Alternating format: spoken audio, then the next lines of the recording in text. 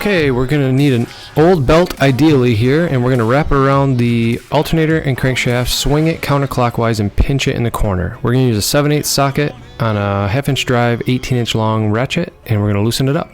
And it's that easy. That belt will pinch upon itself, and that provides the grip so that you can put any amount of torque on the fastener. You can loosen it or tighten it. Putting it on is the same exact process. The only difference is you need to swing the belt clockwise this time and pinch it in the corner again. Once you start tightening it up, it'll kind of grab upon itself here. I tighten mine by hand, but ideally a torque wrench should be used. 96 foot-pounds is the spec, and I hope this helped you out, and please check out some of my other videos and consider subscribing.